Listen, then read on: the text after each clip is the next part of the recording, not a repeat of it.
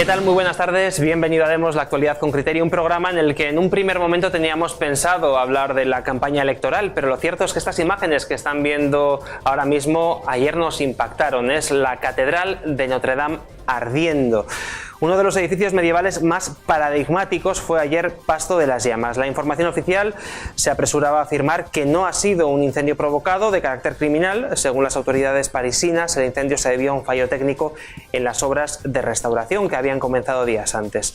La gran aguja del centro de la catedral cayó y al parecer la estructura de la catedral y las dos torres, digamos la parte principal, se habría salvado y podría recuperarse toda la catedral con un proceso de restauración para el que ya se están recaudando fondos. Para tratar este asunto tenemos a nuestro experto en arte, él es José Luis Escobar. José Luis, ¿qué tal? Muy buenas tardes.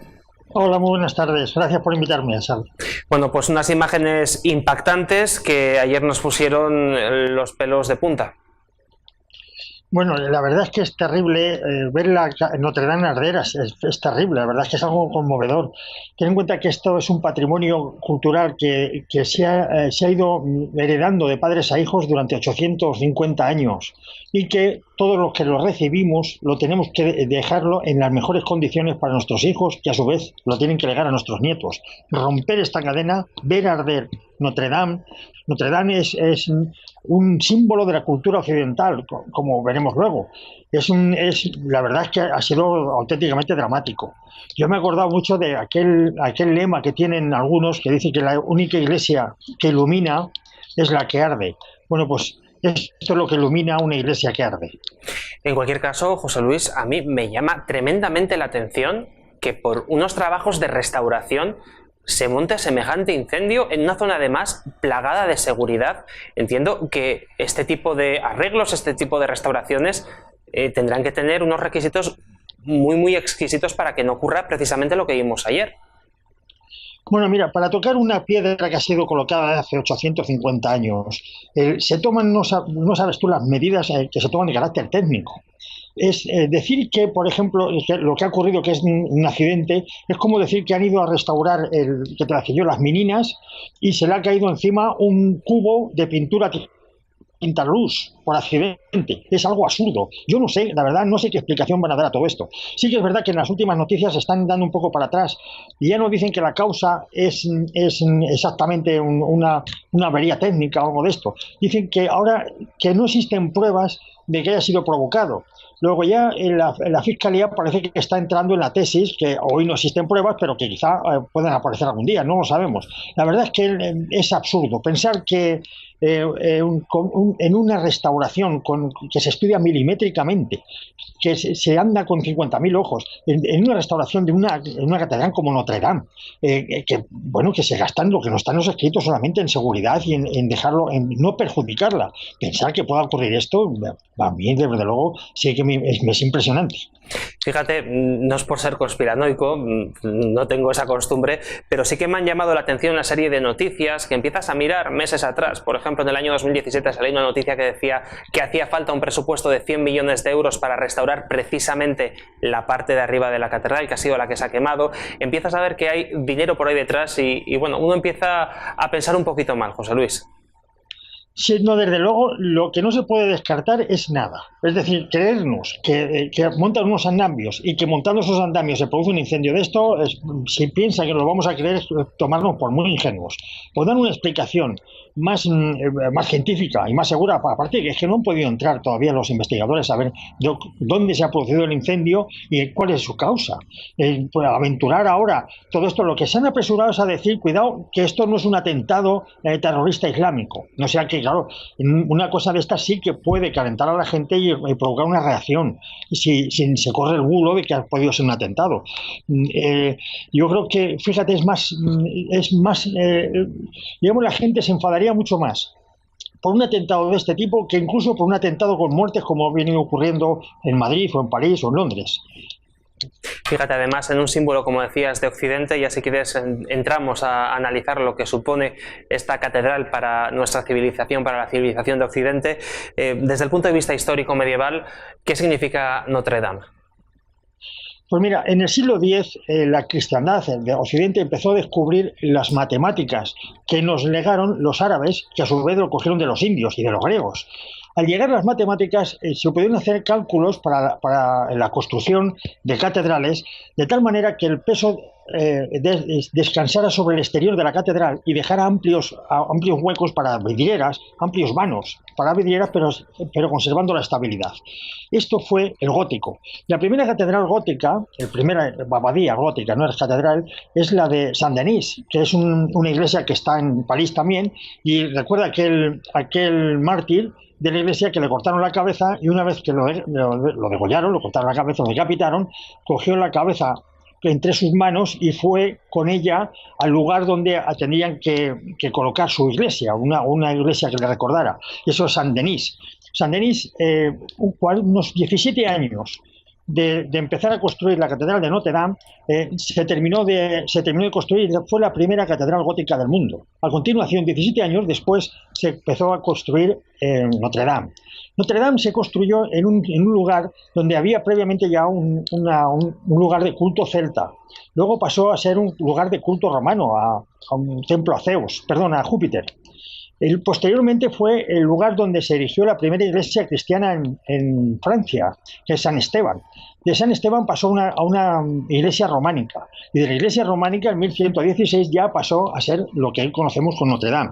Tardó en construirse 184 años, a partir de 1161, y veremos que en estos 184 años ocurrieron muchas cosas. Naturalmente después de 1345, que es cuando se dio por terminada, sufrió luego varias restauraciones y varias ampliaciones. Recordar que aquí en esta iglesia, en 1314, antes de ser terminada, enfrente de la portada occidental, ahí quemaron a Jacques de Molay, en 1314, que era el gran maestre de los templarios. Ahí fue donde el gran maestre Jacques de Molay les citó al Papa Clemente V y al rey Felipe VI, el traidor, que le llamaban el hermoso traidor, le citó al tribunal de Dios antes de un año. Y le dijo, a ti Clemente te cito antes de 4 meses, y a ti Felipe antes de un año. Y efectivamente murieron Clemente unos meses después y Felipe antes de un año. Esta es lo que ocurrió durante la Edad Media. Bueno, la historia en principio, hay muchísimas cosas más de Notre Dame. Sí, porque además en aquella época, en la Edad Media, una catedral era un libro de piedra. Tiene muchísimas cosas, muchísimas esculturas, una serie de elementos que son muy, muy importantes. José Luis. Bueno, toda iglesia, toda catedral es un libro en piedra. Entonces no había libro, la gente tampoco sabía leer, y lo que hacían es esculpir en piedra, en bajorrelieves o en altorrelieves, esculpir en nieve lo que se quería enseñar, lo que se quería transmitir de padres a hijos. Notre Dame era una auténtica biblioteca, no solamente un libro, era una biblioteca. Quien nos enseñó a amar a Notre Dame fue Fulcanelli. El que haya leído su libro El misterio de las catedrales, a pesar de que es inteligible y se entiende poco, pero es apasionante, lo que hace es enamorarte de las catedrales. Fulcanelli mantenía que una de las cosas que enseñaba la catedral de Notre Dame es la alquimia. Entonces, pues bueno, estamos hablando del siglo XI, entonces la alquimia pues era como ahora la física cuántica. Y lo que hacían para dejar lo que se sabía de padres a hijos para legarlo era esculpirlo en piedras. Fulcanelli describió, por ejemplo, los 12 medallones que están esculpidos en Notre Dame, o estaban. Y eran los 12 procesos que tenía la alquimia hasta conseguir la piedra filosofal. Pues, por ejemplo, describe por el cuervo, que significa la separación de lo bueno y lo malo, la descomposición, o el atanor, que es el horno donde el alquimista pues cocía sus brebajes, ¿no? El propio alquimista estaba retratado en Notre Dame. En definitiva, también era un tratado de alquimia. Justo cuando se producía esto, estaba en Inglaterra estaba Grosseteste. Grosseteste fue el que inició, en esta misma época, la ciencia experimental, el empirismo. Fue el primero que descubrió este método estudiando lo que es el arco iris. Igual que Newton, siglos más tarde, pegó un gran paso en la ciencia con el empirismo, con la ciencia experimental. Este hombre fue el que inspiró luego, pues los ecos de Grosseteste llegan hasta hoy, pues con Bertolt Brecht o con Trevijano, que decía siempre aquello de ir primero de los hechos a las ideas y no al revés. Todo esto vino de Grosseteste. Fulcanelli, en definitiva, nos enseñó a leer la piedra. Y una vez que empezamos a leer las piedras, vemos las catedrales de otra manera, ya no lo vemos como antes. Ya empezamos a preguntarnos por qué siempre en Occidente, como por ejemplo en Notre Dame, se esculpe el juicio final. Por qué en el norte siempre se esculpe el Antiguo Testamento. Por qué en el sur, a la derecha según entramos, por la puerta principal, siempre está el Nuevo Testamento. Y por qué en el este siempre está lo más sagrado. Se descubren también por qué la parte principal o la parte más sagrada, la parte del suelo más sagrada siempre es un cuadrado perfecto y la parte alta más sagrada siempre tiene forma esférica. En definitiva, todo esto se descubrió, en buena parte de lo que he dicho, a través de estudio de Notre Dame y de Cluny. En definitiva, podemos entrar en una catedral y si sabemos mirarla, desde luego es emocionante. Y que se queme una obra de estas, pues francamente es un desastre a nivel humano, a nivel de humanidad, no solamente a nivel de Francia. Fíjate, además, una catedral como Notre Dame, donde se formó la Universidad de París, una universidad además que hizo una aportación importantísima a nuestra cultura occidental. Así es. Entonces, el área que circundaba a una catedral se llamaba, era el lugar donde se reunían para enseñar. Tú imagínate, según se estaba construyendo la catedral, pues alrededor de ella pues había curiosos y había maestros, etcétera. En este lugar, en lugares como este, se cambió el sistema de enseñanza. Hasta entonces, para enseñar a un monje, se le mandaba con un monje mayor, y el monje mayor le iba enseñando. Alrededor de las catedrales, se lo llamaban el claustro, todo lo que rodeaba la catedral, lo que hacía era un maestro enseñaba y los alumnos se sentaban a sus pies. En Bolonia, que fue una universidad un poquito más antigua que la de París, eran los alumnos los que se juntaban y contrataban a los profesores.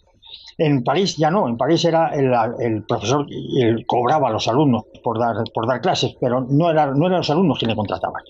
Bueno, este sistema de enseñanza cambió todo Occidente. Aquí en París lo que ocurría es que se hicieron diversas escuelas. Estaban la de París, la de Chartres y la de Lyon, que eran en sus catedrales, ¿no? Ahí se juntaban los maestros, se juntaban los alumnos y se fueron creando, en París se fue creando la universidad, ampliándose. Desde el claustro de la catedral se cruzó el Sena y se empezaron a establecer en el otro lado. Y luego más al sur se creó una escuela para pobres que llamaban y de ahí venía la universidad. En el año 1200, en el siglo XIII, había unos 200.000 habitantes en París y había 25 escuelas famosas de este tipo. Esto dio lugar a la Universidad de París. La Universidad de París fue una luz que difundió en toda Europa, en todo Occidente, en toda cristiandad, que la llamaban entonces, pues la gramática, la filosofía, la teología, la lógica, y en grado muy alto la medicina y el derecho, es decir, tenía un nivel muy alto.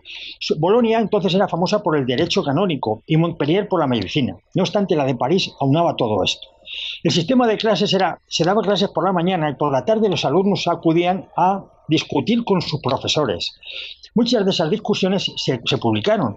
A un profesor, porque generalmente tenían eran arzobispos, eran gente muy culta, eran gente muy preparada y de un alto estatus, no les importaba que un alumno, un jovenzuelo, les rebatiera. Y hubo casos como, por ejemplo, el de San Anselmo y el de Gaudino.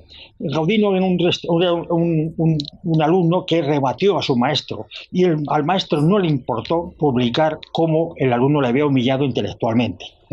Ahí, en París, en la Universidad de París, pues fue donde estuvo Abelardo. Abelardo es famoso porque empezó a ver las contradicciones en la Biblia, allí junto al claustro de Notre Dame. Y lo empezó a publicarlas. Tuvo un desenlace fatal porque se enamoró de Eloísa, que era la hija de su maestro, y terminó castrado, lo emascularon.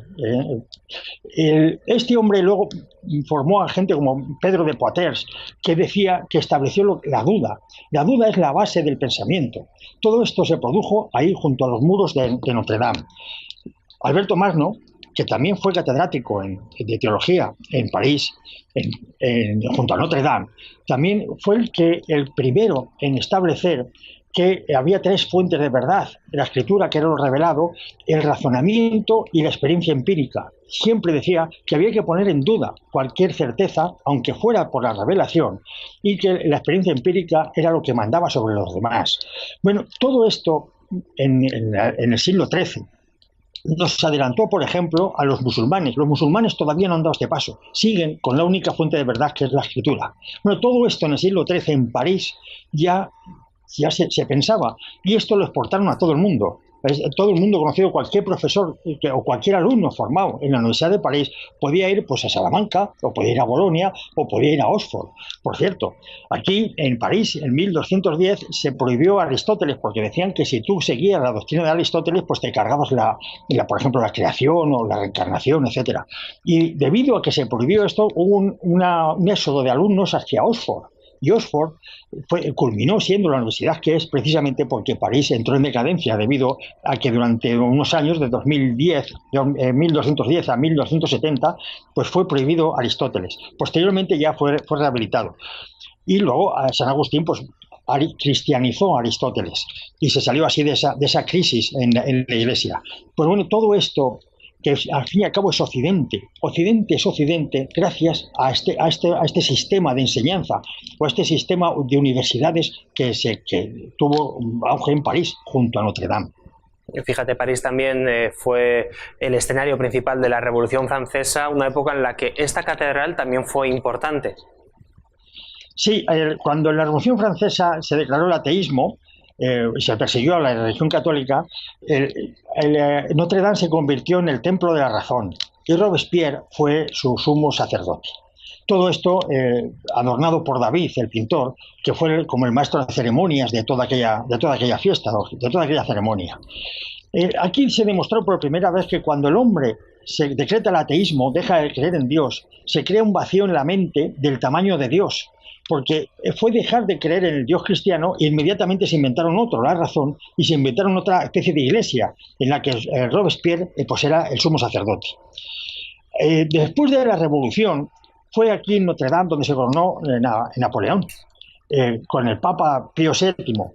David, que fue un revolucionario, fue el que dijo a Robespierre en un momento determinado, dijo, bueno, vamos a perder las elecciones y no me queda más que beber la cicuta. David, el artista, el pintor, se levantó en la convención y dijo aquello de, si tú bebes la cicuta, beberé yo contigo. O sea, era un revolucionario de mucho prestigio. Pues David pintó la coronación de Napoleón, en aquel cuadro tan famoso, y en él lo que pintó fue la decadencia de la revolución, de la igualdad, pasó a los sans-culottes a vestirlos, los vestía él porque él era el diseñador, con vestidos de corte, con trajes de corte. Se olvidó de las prendas, digamos, humildes de los revolucionarios. Ahí pintó a todos los revolucionarios vestidos como Talleyrand, vestidos como de corte, o sea, como de nobles. La nobleza que había terminado con ella la revolución fue vuelta a instaurar aquí, en Notre Dame, que fueron toda la gente que rodeaba a Napoleón. David pintó a Talleyrand, que era el político actual, era un oportunista, un tío que sobrevivió a la Revolución Francesa, un tío que estuvo en la coronación de Luis XVI. Lo pintó aquí como en Notre Dame, en la coronación de Napoleón, como un símbolo de la degeneración que había traído consigo la revolución. El epílogo de la revolución es esto: un individuo, Talleyrand, del que decía Napoleón que era un saco de mierda embutido en unas medias de seda. En esto terminó la revolución, y esto lo reflejó un revolucionario, David, en Notre Dame. David dijo de entonces aquello de que no habíamos sido lo suficientemente virtuosos o nobles para ser revolucionarios. Muchos años más tarde, Bertrand Russell, dijo aquello de que parece admitido que la libertad política que quisieron los revolucionarios se requiere, para esa libertad política se requiere un cierto tipo de virtud. Bueno, todo esto nos lo enseñaron desde Notre Dame, nada menos que un revolucionario como David.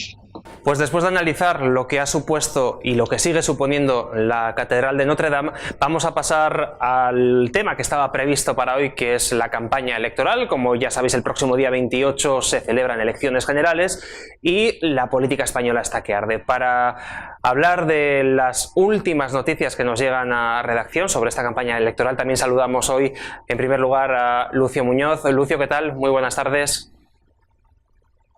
Hola, buenas tardes. Encantado de estar aquí. Un honor, como siempre. Y feliz semana a todos. Y también saludamos a Lorenzo Abadía, que se une al debate. Lorenzo, ¿qué tal? Muy buenas tardes. Hola, muy buenas tardes a todos. Bueno, pues tal y como decía, tenemos la campaña calentita. La última hora nos dice que el debate que estaba previsto para los 5 candidatos principales a ser presidentes del gobierno, un debate que estaba previsto en A3 Media para el próximo día 23, ha quedado suspendido. ¿Y por qué ha quedado suspendido? Pues porque Vox estaba entre esos 5 partidos que iban a participar en este debate. Se ve que, según la ley electoral, el incluir a Vox no respetaba la proporcionalidad y, además, dice la Junta Electoral que había otra serie de partidos que cumplían más requisitos para estar en este debate y que, por lo tanto, no consideraba oportuno el formato de A3 Media. Ha dejado, como digo, suspendido este debate a 5, este debate que era, por cierto, muy esperado, y le ha dicho a A3 Media que le proponga otro formato para que pueda aceptarse y pueda retransmitirse. Empiezo contigo, José Luis, si te parece, una primera valoración de esta suspensión que llega también en un día en el que hemos conocido que la Junta Electoral, por cierto, ha permitido a Oriol Junqueras, de Esquerra Republicana, a participar en un acto, en una rueda de prensa por vía telemática desde la cárcel. Por lo tanto, vemos que en España lo que viene siendo las elecciones nos están trayendo sorpresas un poco extrañas. Sí, bueno, lo que van a hacer con ello va a ser darle mucho auge a la propuesta de Junqueras, porque un catalanista independentista desde la cárcel en una campaña electoral, pues hombre, tiene mucha repercusión en Cataluña. O sea, le están haciendo una buena campaña a Junqueras. Por otro lado, hacer desde la cárcel una campaña electoral, pues es una cosa curiosa, ¿no? Porque podemos también poner los micrófonos a Bárcenas, que también tiene muchas cosas que decir. Por ejemplo, en cuanto a Vox, el sistema proporcional español, el sistema electoral, impide o dificulta enormemente que un nuevo partido entre en el sistema. Y esto es lo que le está pasando a Vox. Lo que ocurre es que en esta ocasión puede ser que el tiro le salga por la culata. Muchos simpatizantes de Vox se van a sentir ofendidos porque no les dejan a su líder o a su jefe de partido, no les dejan expresarse en un debate público y posiblemente lo que estén haciendo es azuzar más la campaña a su favor. A mí me ha llamado la atención que esta noticia llegue tan tarde. Este debate estaba anunciado hacía tiempo y hemos conocido hoy la noticia con muy poco tiempo de margen para organizar un nuevo formato. Y además me llama también la atención que hayan sido tan tiquismiquis con Vox cuando en las anteriores elecciones hicieron lo mismo con otros 2 partidos emergentes como Podemos y Ciudadanos. Lorenzo, ¿cuál es la valoración que haces tú de esta noticia? Bueno, yo disiento un poco de lo que comentaba José Luis, porque aunque aparentemente todo indicaba que efectivamente dejar a Vox fuera de este debate pues podría acarrear una cierta reacción por parte de los votantes y la posibilidad de reivindicar con un cierto victimismo, yo que pienso que la Junta, como siempre en esto el Poder Ejecutivo, creo que es que se han dado cuenta, lo comentaba en un acto político al que me invitaron para hablar este fin de semana, de que, me refiero a los socialistas, de que les iba a salir el tiro por la culata, es decir, a nada que hubiesen aplicado una cierta inteligencia, tanto el PP como Vox y Ciudadanos, de trabajar al unísono, habiéndose encerrado en Yuste, como decíamos el otro día en la televisión, si hubiese sido menester durante un par de días, para trabajar de la misma, con la misma argumentación, al menos con la terminación de cada una de las argumentaciones siempre de la misma manera, usted, señor Sánchez, es un auténtico peligro para la unidad de España y para la prosperidad de los españoles, teniendo en cuenta además que iban a acaparar el tiempo. No estaban dos en ese sentido, y aunque habrían tenido seguro, o tendrán los que queden, el apoyo, y me refiero a la izquierda, claro, de Ana Pastor, a pesar de todo, yo creo que tienen como más argumentación y más capacidad para afrontar ese debate. Por lo tanto, no descartemos que en este país, yo siempre digo, en la política, piensa mal y te quedarás corto. No descartemos que haya sido una treta porque se estén dando cuenta del, como yo creo, del enorme error que estaba cometiendo Pedro Sánchez, a no ser que ya le acreditemos a la clase dirigente entera, incluida la del centro derecha, la poca inteligencia que habría que haber tenido, insisto, para no trabajar al unísono un mismo discurso, o como mínimo unas mismas conclusiones de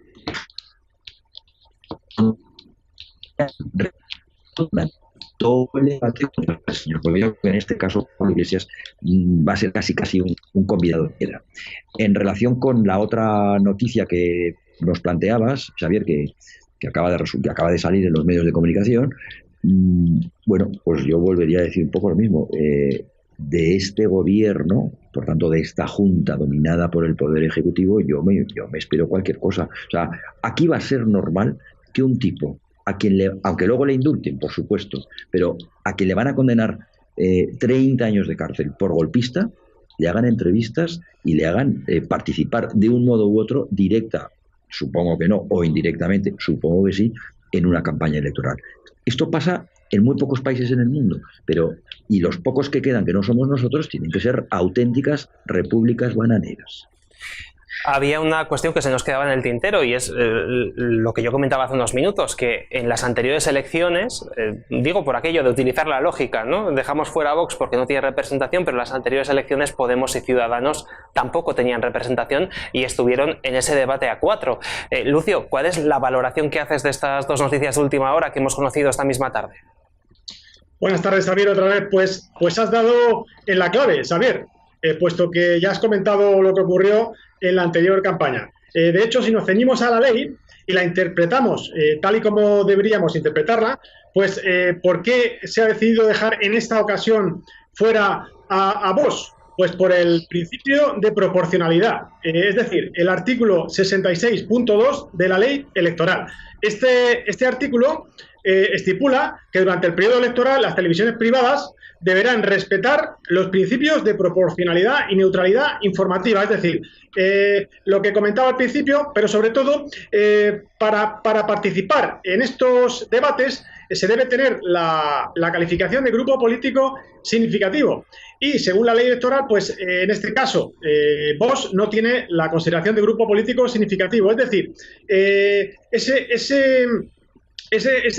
definición o denominación de grupo político representativo determina que la formación, en este caso Vox, pues se le debería exigir para presentarse en este debate la obtención de un número de votos válidos igual o superior al 5% en recientes procesos electorales.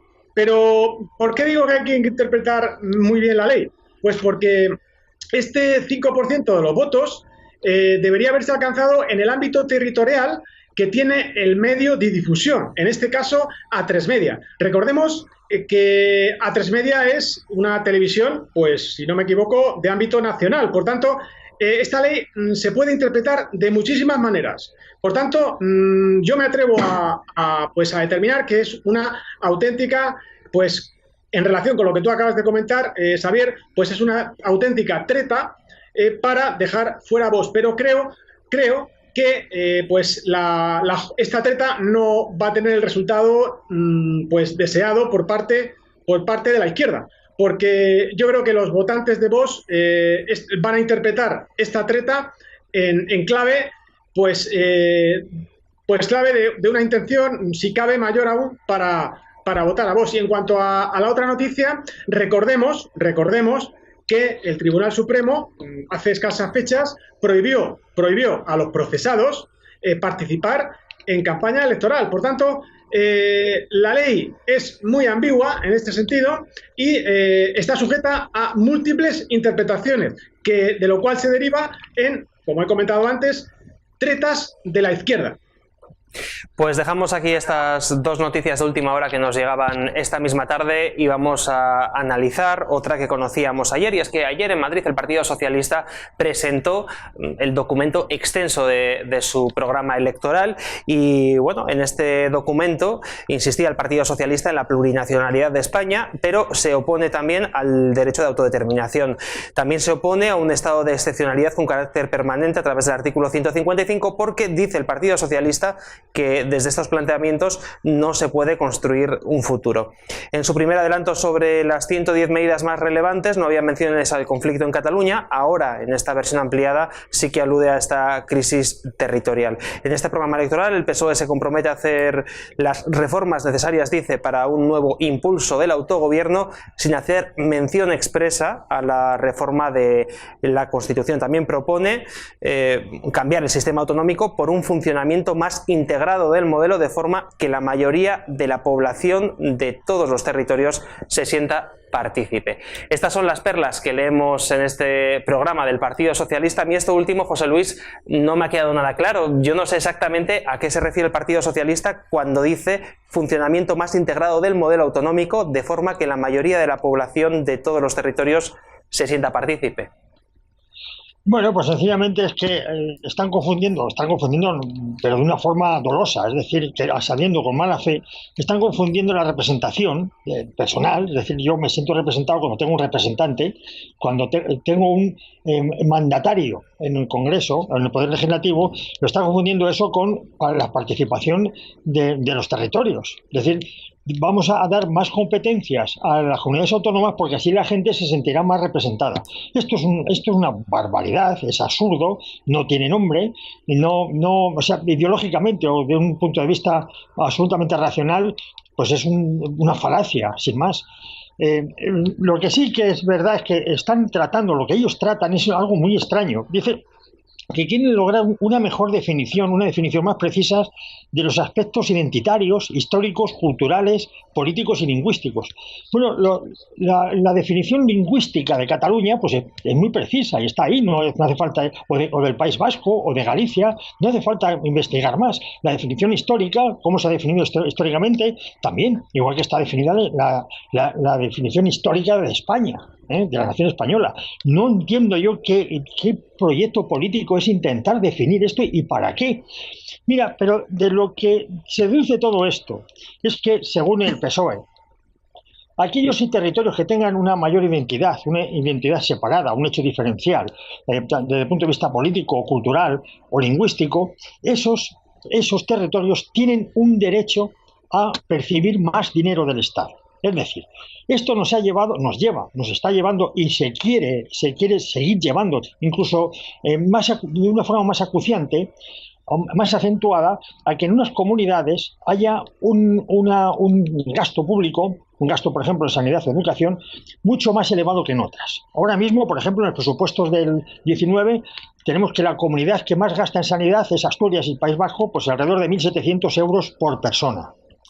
En Andalucía es 1.166 euros, hay un 30 y tantos % menos. Igual pasa en educación. El País Vasco tiene un presupuesto por alumno de 7.300 euros al año y en Cantabria, por ejemplo, o en Andalucía tiene 4.900, es decir, una diferencia abismal. Esto es lo que nos ha supuesto el Estado de Autonomía. En definitiva, que en un niño que nazca en una entidad territorial que tenga un idioma propio, tiene derecho a ser educado o a tener una sanidad con un presupuesto muy superior a aquellos que no tienen un idioma o que tienen una identidad cultural diferente en España. Esta es la barbaridad que está diciendo el PSOE. Y fíjate, y todo esto rematado con una frase que dice lo siguiente: el límite de esta propuesta, dice el Partido Socialista, es la igualdad de los españoles. Lorenzo, pues si esto es igualdad, que baje Dios y lo vea. Claro, yo es que además de estar completamente de acuerdo con lo que decía José Luis, es que además hay otra cuestión, y es que lo que está proponiendo el PSOE no lo quiere nadie en este momento. O sea, no lo quieren el resto de las regiones o de las autonomías, más allá de las cúpulas de los partidos políticos que siempre buscan, como comentaba José Luis, pues con su afán tanto recaudatorio como confiscatorio, seguir avanzando y avanzando, pero eso es natural o consustancial a todo concepto de poder. Y por supuesto los partidos nacionalistas o ya golpistas que simplemente no quieren el federalismo, que es hacia donde, sin decirlo de una manera velada, pues apunta el Partido Socialista y en concreto Pedro Sánchez. Digo que no lo dicen de una manera directa o expresa, pero sí que hacen alusión a un pacto o a un acuerdo en el que sí que ya se hablaba y se postulaba a favor del federalismo. El federalismo que, por otra parte, sería un error gravísimo en España, porque es reconocer a esos hipotéticos estados la condición estatal que la historia les ha negado siempre, más allá de que se pueda comprender o asumir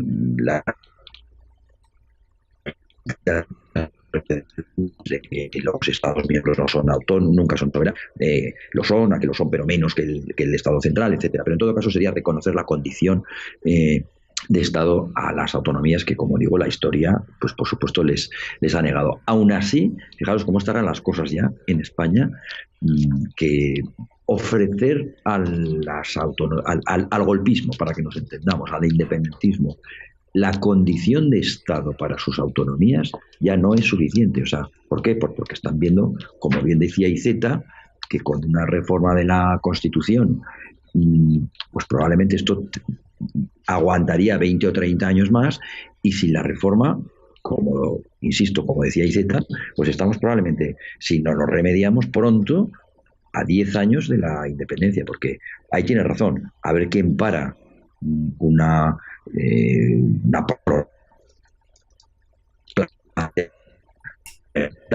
de la población a favor, y desde luego con la propaganda fascista del gobierno de la Generalidad, por supuesto que se acabará así. Y si en vez de 10 años de propaganda fascista tenemos 40 años, al final habrá un 100%, como casi no puede ser de otra manera, sobre todo si el Estado español no hace absolutamente nada. Por lo tanto, a mí, más allá de que, como no nos has preguntado todavía por lo de la plurinacionalidad, no voy a decir nada por no extenderme. En cuanto a las medidas y a ese federalismo velado, a mí me parece, primero, que no es la solución que quiere nadie, y segundo, que implantándolo es una auténtica locura.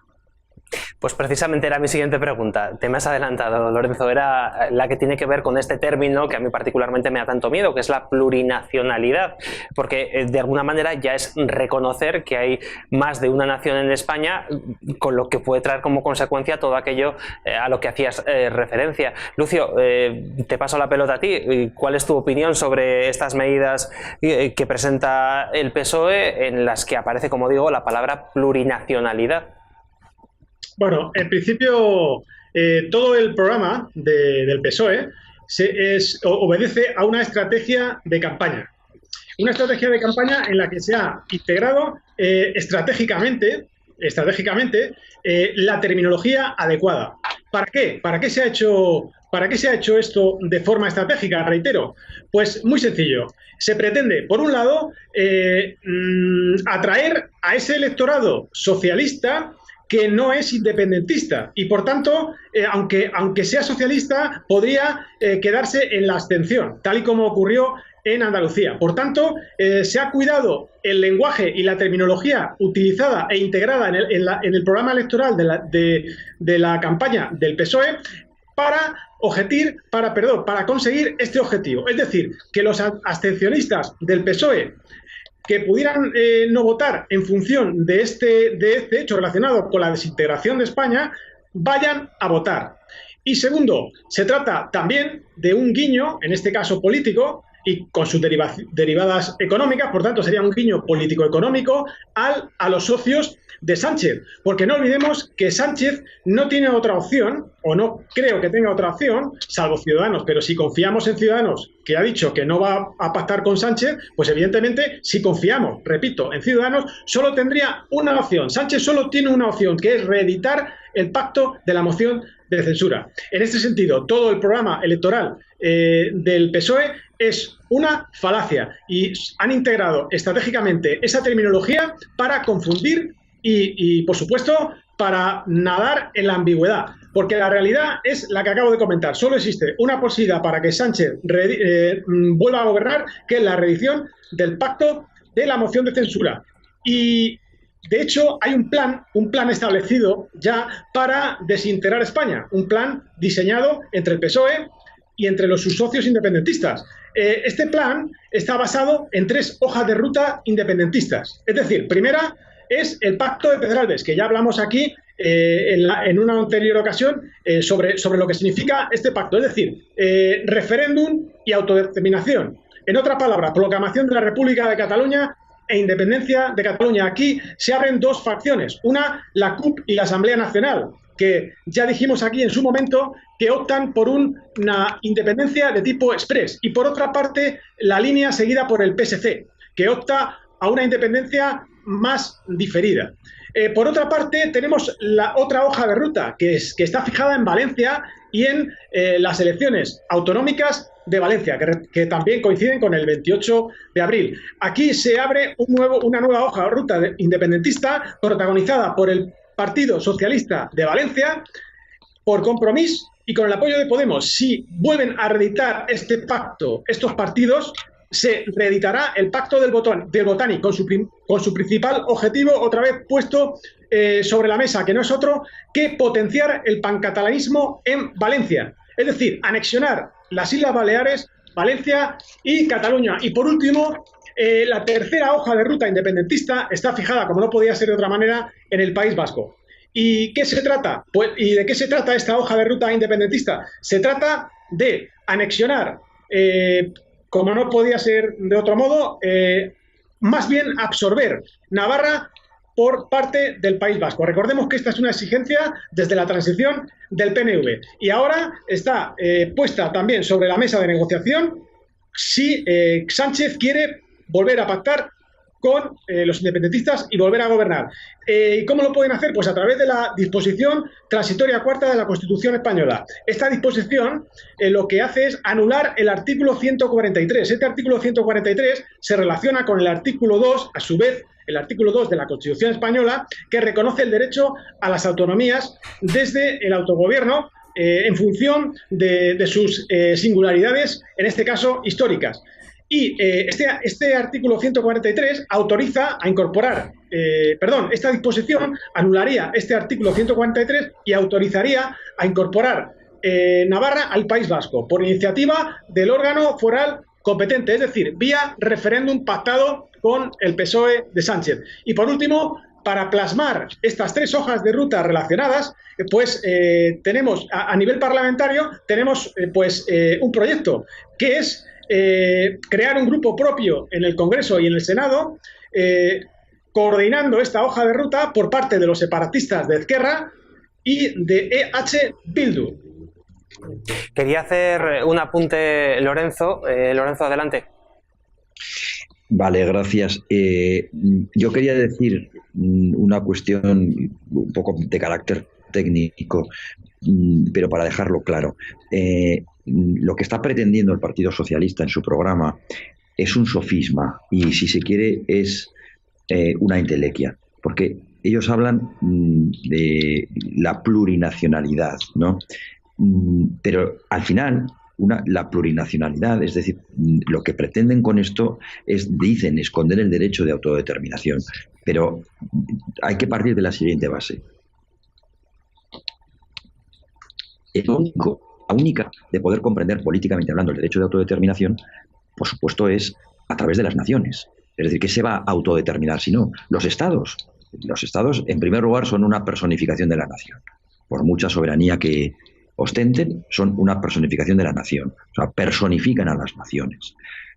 en primer lugar. Pero incluso ya dejando pasar eso, que no se puede, en todo caso los estados ya son soberanos, es decir, ya están autodeterminados. Luego, no hay forma de comprender la autodeterminación que no sea a través de ¿qué? De los únicos entes que disponen de unidad política. ¿Y eso qué son? Pues las propias naciones. Es decir, sin unidad política no puede haber autodeterminación. Luego, ¿qué entidad, qué órgano, qué organismo dispone de unidad política? Solo las naciones. Solo las naciones. Luego, hablar de autodeterminación es hablar siempre de... Luego, hablar de plurinacionalidad, es decir, de la condición de nación a cualquier territorio, es reconocerle implícitamente el derecho de autodeterminación. Mirad, si no tuviéramos la clase política que tenemos, porque yo no hablo de la gente ni de la sociedad, el ciudadano de a pie no tiene por qué conocer estas cosas, pero alguien que se sienta, que pone su culo en un escaño en el Parlamento, tiene la obligación política, y yo diría que moral, de conocer estos conceptos.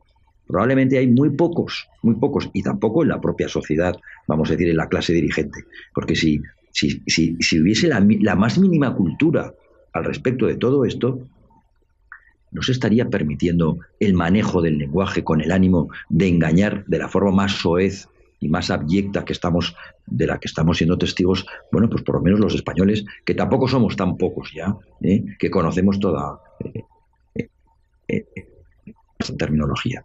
Estoy de acuerdo con lo que dice Lucio al respecto de que es un engaño más bien burdo, y tendría que ser mucho más burdo en la medida en que, como digo, tuviéramos una sociedad pues relativamente preparada para comprender todo esto. Después de lo que está haciendo Sánchez en el gobierno y de los pactos, como también acabáis de señalar, si hubiese una clase dirigente como Dios manda, y ya no me refiero solo en la política, sino en los medios de comunicación y en todos los sitios, este hombre no tendría más allá del porcentaje de votos que implica el mantenimiento de toda la miríada de funcionarios y de asesores que tiene, y los que reciben directamente pues una parte de sus políticas clientelistas. Es decir, estaríamos hablando de un 10, de un 12, de un 13% como máximo, porque todo lo que está diciendo, o sea, es que es rayano al delito. Lucio, muy breve, por favor.